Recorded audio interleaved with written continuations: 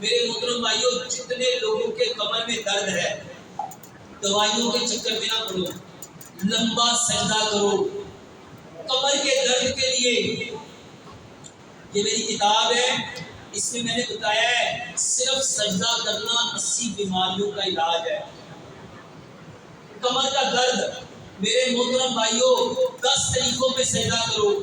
آپ کا پیٹ آپ کی ران کے ساتھ نہیں لگنا چاہیے، بغل کی سفیدی نظر آنی چاہیے، بازو کے اندر سے بکری کا بچہ آرام سے گزر جائے، آپ کے بازو زمین کے اوپر بچھے ہوئے ہونے چاہیے۔ 7 ہڈیوں پہ سجدہ کرنا ہے، 7 ہڈیاں، 2 پاؤں، 2 گھٹنے، 2 ہاتھ، 7ویں ہڈی یہ ناک کی تھی۔ بدقسمتی سے ہم یہ لگاتے ہی نہیں ہیں، ہم تو یہ لگاتے ہیں ماتھا، اور یہ کیوں لگاتے ہیں؟ کیونکہ سجدہ قریب کرتے ہیں۔ آگے کر کے سجدہ کرو، جتنا اپنے آپ کو آگے لے جاؤ گے، آپ کے کمر کے ورٹیبریٹس کھلیں گے، آپ کے مورے کھلیں گے، جتنے مورے کھلیں گے اس کے اندر جو ڈسک ہے وہ دوبارہ سے ہیل ہوگی۔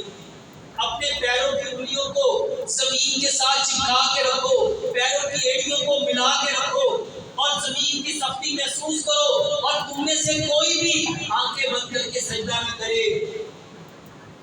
میرے محترم بھائیوں، لمبا سجدہ 5 سے 10 منٹ کے درمیان سجدہ کرو، 5 سے 10 منٹ کے درمیان سجدہ کرو۔ یہ جتنے لوگ کہتے ہیں کمر کی درد ٹھیک نہیں ہوتی، اللہ کی قسم کھا کے کہتا ہوں، صرف ایک دن 10 منٹ کا سجدہ کرو، آپ خود کہو گے کہ الحمدللہ فرق پڑتا ہے۔